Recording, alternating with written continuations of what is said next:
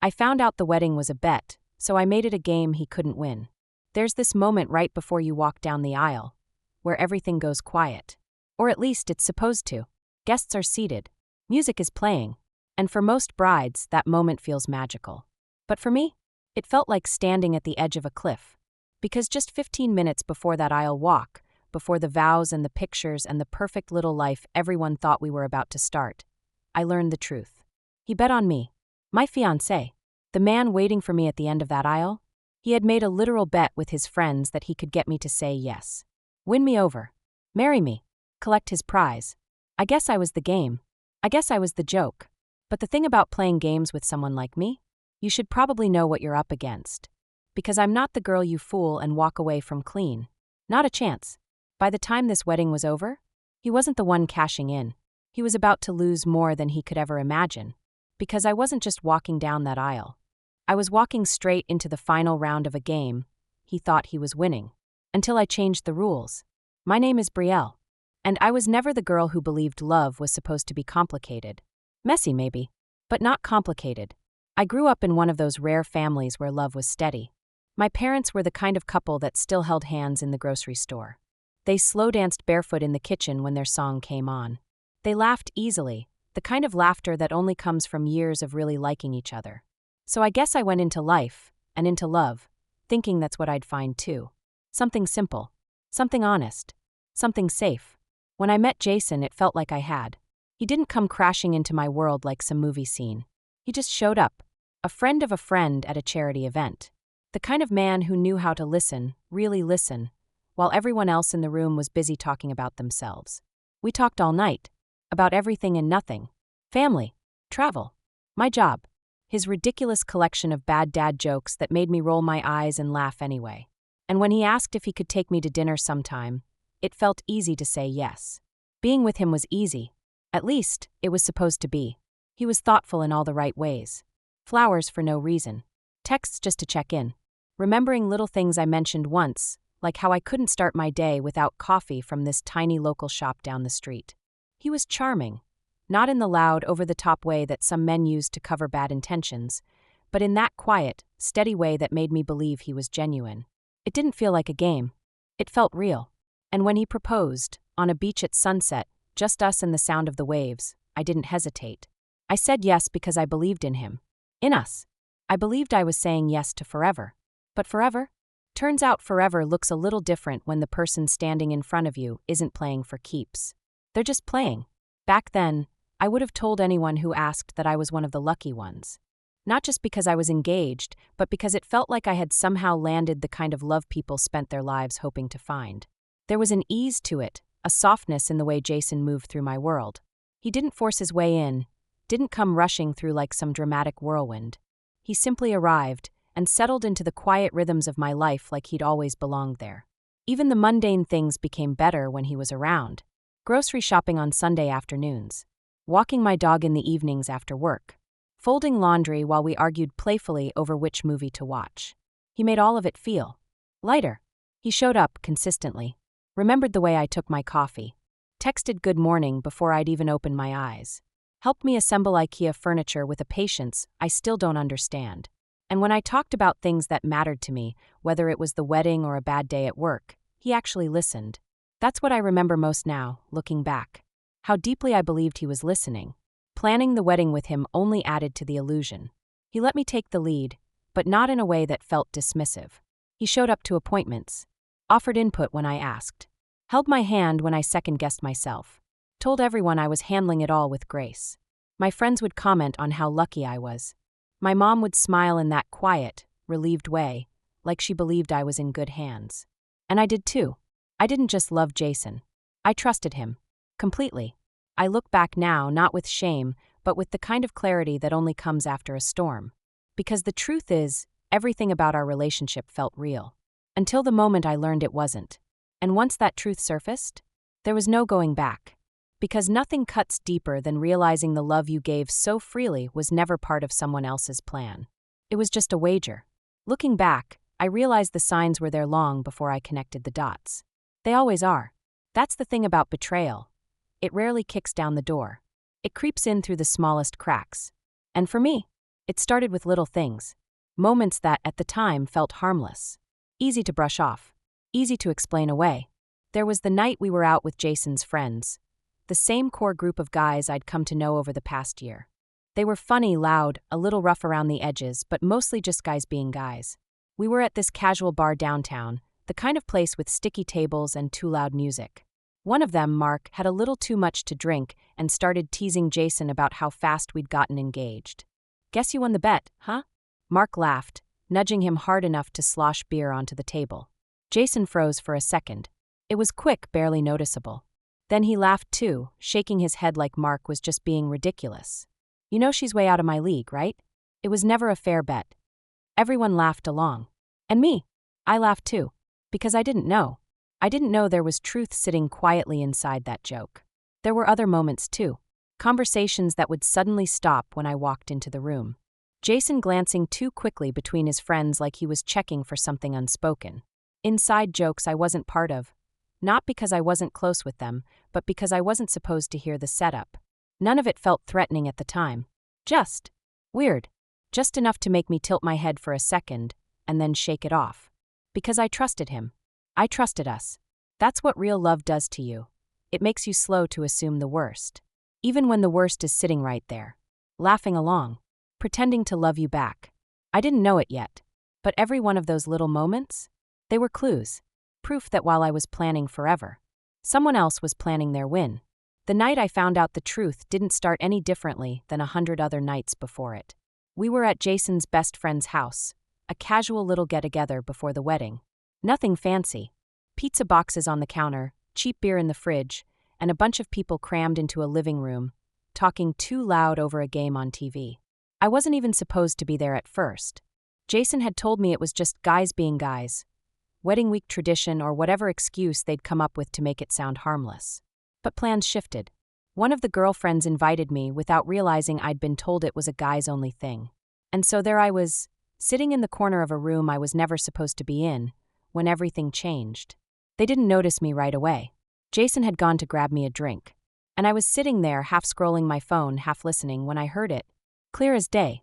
"I still can't believe he pulled it off," one of them said, laughing in that low, impressed way guys do when someone pulls a fast one. "Yeah," another added.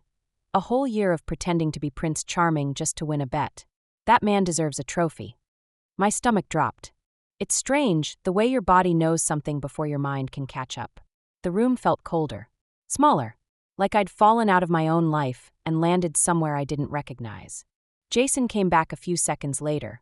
Smiling, casual, like he hadn't just built our entire relationship on a lie. And in that moment, sitting there with a plastic cup of cheap beer in my hand, I realized two things at the exact same time. First, they didn't even feel bad. And second, neither did I. Because whatever game they thought they'd been playing, they'd just invited me to the table. And what they didn't know, what Jason would soon learn the hard way, was that I don't lose quietly. Not when the stakes are me. Not when the prize was supposed to be my life. I didn't confront him that night. That surprises people when I tell this story. But honestly, what was I going to say? Stand up in the middle of his friend's living room? Scream and cry while they laughed behind their beers? Give them another story to pass around when I was gone? No. Jason thought I was emotional. Thought I was romantic. Thought I was soft. And maybe I had been. But not anymore. Not after hearing what I heard. I played it cool. Stayed through the rest of the night. Smiled at the right moments. Held Jason's hand when we left like I wasn't counting down the seconds until I could be alone. But inside, everything about me had gone still. Focused. Because I knew exactly what I needed to do. The next morning, while Jason was out on some last-minute wedding errand, I went to work. Quietly. Efficiently. I started printing things. Receipts. Emails. Screenshots of texts that didn't sit right before, but now made perfect, ugly sense. I pulled our vendor contracts. Checked whose names were on what. Calculated exactly how much of this wedding was paid for by me. And how much was hanging on the balance of appearances. And I called my best friend. Not to cry, but to strategize. Because I wasn't walking away empty-handed. Not emotionally. Not financially. Not publicly. By that afternoon, I'd spoken to my parents too. Told them everything. Their reaction was what I expected, shock layered with heartbreak. But underneath all that, pride. Because I wasn't folding. I wasn't falling apart. I was planning. And by the time the rehearsal dinner rolled around, I had my plan in place. Jason thought he was walking me down the aisle into a perfect little future.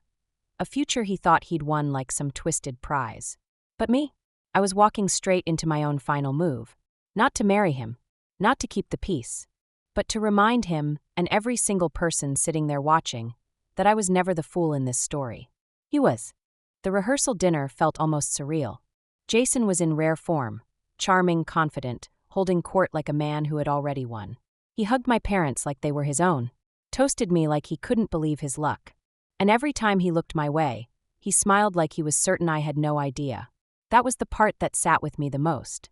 That smug, quiet certainty. Because men like Jason don't expect the girl they bet against to outplay them. They expect her to cry, to beg, to disappear quietly so they can tell their version of the story without interruption. But me? I had no intention of disappearing. I sat through dinner calm, collected, running through my plan like clockwork. My parents knew. My best friend knew. The vendor calls had been made. Certain payments were already paused. Certain bookings quietly canceled. There was only one thing left to do. Finish the show. Give him every chance to think this was going to end exactly the way he planned. The next morning, wedding day, I woke early. Got dressed. Let the hair and makeup team do their thing. Took pictures like every other bride. And all the while, I could feel it building. Not panic. Not sadness. Just power. A kind of power I'd never felt before. Because everything Jason thought he'd stolen from me, every bit of control, every ounce of dignity, every dream of what this day was supposed to be, I was taking back. Quietly. Perfectly. On my terms. As the music started and my cue arrived, I stood just out of sight, waiting to walk down the aisle. Most brides are nervous in that moment. Not me. I was calm. Focused. Ready. Because in a few minutes, Jason's game was about to end. And I wasn't walking toward a man waiting to love me forever. I was walking straight toward a lesson he'd never forget. Walking down that aisle felt nothing like I thought it would. I'd always pictured that moment growing up. The music, the faces of people I loved smiling back at me, the man waiting for me at the other end, steady and certain. And here I was. Except this wasn't a love story anymore. This was closure. This was the final move. I remember feeling oddly steady, like my heart had already done its breaking long before I stepped into that space. Whatever sadness might have been there once had been replaced by something sharper. Clearer. The kind of clarity that comes when the person you trusted most shows you exactly who they are. Jason stood at the front, looking every bit like the picture-perfect groom. Smiling like this was just another page in the story he thought he controlled.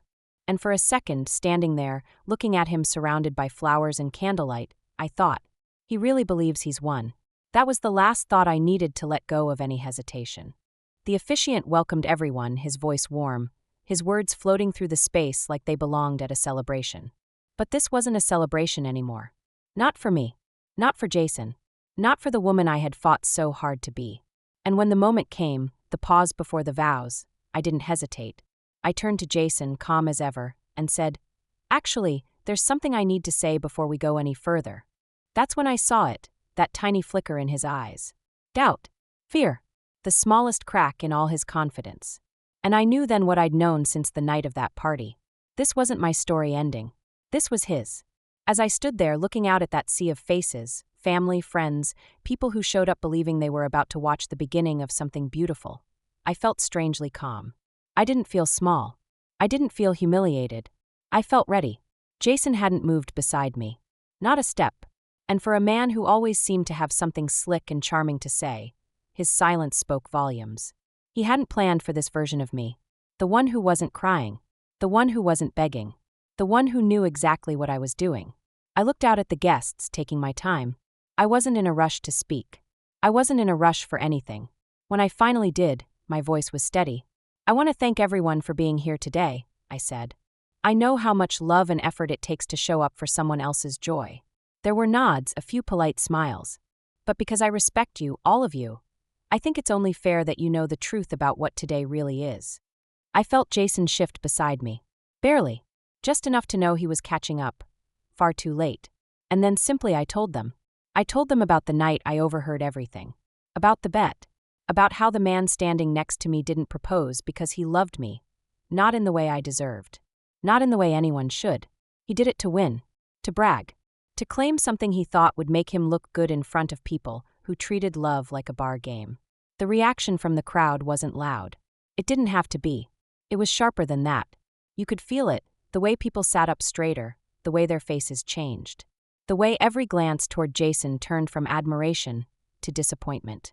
And in that moment, he wasn't charming anymore. He wasn't clever. He wasn't a man about to get married. He was just small. He turned to me then, tried to speak. But whatever words he thought might save him didn't matter. I looked him in the eye. "This isn't a game," I said quietly. "And you don't win." Then I turned to the room, to the people who mattered, and gave them the line I'd been holding onto from the second I learned the truth. "There won't be a wedding today." And then I left. Calm. Unbothered. Certain. Because I wasn't walking away in defeat. I was walking away as the only person in that room who never needed to play a game to win. In the days that followed, people kept asking me how I stayed so calm. How I stood there in front of everyone I knew and told the truth without crying, without screaming, without throwing something across the room. And the answer was simple. By the time I spoke those words, I had already grieved the relationship. I had already buried the version of Jason I thought I loved. What was left wasn't heartbreak, it was truth. And telling the truth, that felt like peace. I didn't go on social media right away. I didn't feel the need to explain myself to the world. The people who mattered were already in that room when I said everything that needed to be said. There was no damage control to run, no narrative to reclaim. Because when someone builds a relationship on a lie, they lose the right to control the ending. Jason tried to reach out a few times after. A voicemail here, a long-winded email there. Messages passed through mutual friends, some apologetic, some defensive, and one that honestly read like he still thought there was a chance to talk things out. But I never answered. Not once. I didn't need to. There was nothing left to salvage. No confusion. No misunderstanding. He played a game, and I let him finish it, publicly, cleanly, with everyone watching. That was the only conversation we were ever going to have. I spent the next few weeks wrapping up vendor calls, returning unopened gifts, and taking long walks just to remind myself that the world was still turning. And it was. Quieter, maybe, but clearer, lighter. People reached out, some with shock, others with support. But what surprised me most was how many women told me they wished they'd done the same. That they'd walked away when they first saw the signs. That they'd trusted their gut instead of waiting to be broken down piece by piece. And that's when I realized something. I hadn't just walked away from Jason. I'd stepped into something stronger. Something smarter. Something that sounded a lot like my own voice. Finally being heard. The morning after the non-wedding was quiet. There was no dramatic sobbing, no chaotic calls to cancel flights or return dresses. The storm had already passed, and in its place was something I hadn't felt in weeks, stillness. I sat by the window in my apartment, wrapped in one of my dad's old sweatshirts, holding a mug of coffee that had gone lukewarm by the time I realized I hadn't taken a sip. Outside, the city moved on like nothing had happened. People walked their dogs, buses hissed past in the early sun, and somewhere in the distance, someone was laughing. The world hadn't ended. It hadn't even paused. And for the first time in a long time, I let myself breathe. I didn't feel regret. I didn't even feel heartbreak anymore. What I felt was something quieter, stronger. Like I'd just stepped out of a house that had been burning down behind me for months. Only I hadn't noticed the flames until they were licking at my feet. Now I was outside. And safe. Later that afternoon, I posted a photo, not of a ringless hand or a bridal bouquet tossed into the trash, but of the sunlight pouring through my kitchen and the coffee I finally remembered to drink. No long caption, just a few simple words. Peace looks good on me. I hadn't expected a reaction. But the comments came quickly, messages from friends, from family, even from acquaintances I barely knew. Not with questions or pity, but with quiet support. Affirmation. A kind of collective nod from people who understood that silence can sometimes say more than 1,000 screaming explanations. As for Jason, I heard from him once. A short, rambling voicemail that started with denial and ended in something that might have passed for an apology, if it hadn't come from the same voice that had spent a year turning me into a punchline. I didn't call him back. There was no version of that conversation that would give me more than I already had. He'd told his story, and now I had told mine. Not with bitterness, not with vengeance, just with truth. And that was enough. In the weeks that followed, I didn't feel like a woman who'd been left at the altar. Mostly because that's not what happened. I left him. On purpose. And that decision, that agency, changed everything. There was no unraveling of my life. No dramatic collapse into grief. Instead, I found myself settling into the smallest parts of my world. Pieces I hadn't realized I'd been missing while I was busy planning a wedding with someone who never deserved me in the first place. I remember walking into my favorite cafe 2 days later. The same cafe where Jason and I used to meet after work. The barista smiled at me in that warm, familiar way and asked how the wedding went, clearly unaware of what had happened. For half a second, there was a twist in my stomach, sharp and unexpected, but it passed. I smiled back, ordered my coffee, and left with something heavier than sadness. Peace. Healing didn't come all at once. It arrived slowly, tucked inside the quiet parts of my routine. Folding laundry in a silent apartment. Waking up without a phone full of meaningless good morning texts. Reclaiming a bed that suddenly felt twice as large and infinitely more mine. Little moments built a life again, steady, unhurried, and fully mine.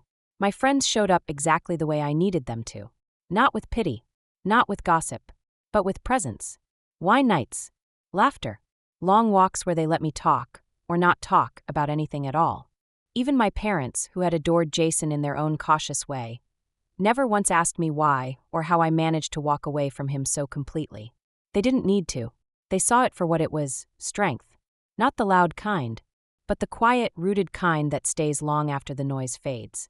Jason became smaller in my mind every day. Not because I hated him, but because he simply didn't matter anymore. Not to this version of me. Not to the life I was building now. Because whatever game he thought he was playing, he lost the second I remembered who I was without him. Sometimes I wonder if Jason ever tells his version of the story. Maybe in his version, I overreacted. Maybe he spins it as some misunderstanding, a harmless bet blown out of proportion. Maybe he tells people I embarrassed him. I imagine that's easier to say than admitting he lost me long before I walked away. But I don't tell this story to embarrass him. I don't tell it for revenge. I tell it because women need to hear that it's okay to leave. Even at the altar. Even when the world expects you to smile through humiliation. Even when someone tries to turn your life into a game. Especially then. The truth is, walking away from Jason didn't break me. It built me, piece by piece, in all the ways love is supposed to. But this time, it wasn't about loving someone else. It was about loving the version of me who didn't settle. The version who didn't need to win a man. The version who didn't stay quiet to keep the peace. That girl, she didn't just walk out of a wedding. She walked back into herself.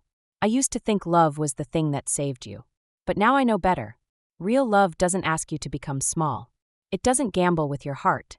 It doesn't come with conditions or bets or scoreboards. Real love stays. Real love sees you. Real love doesn't play games. And the best plot twist is when you stop playing too. When you put down the pieces. Step away from the table. And choose yourself, fully, loudly, without apology. Jason made a bet. He thought he could charm his way through forever. But me, I didn't need forever with the wrong person. I needed one quiet, powerful moment to remind me exactly who I am. A woman who walks away when staying would mean losing herself. And that's a win he'll never have. Thanks so much for watching. If you love a good revenge story, or if you've ever dreamed of getting the last word without saying much at all, you're in the right place.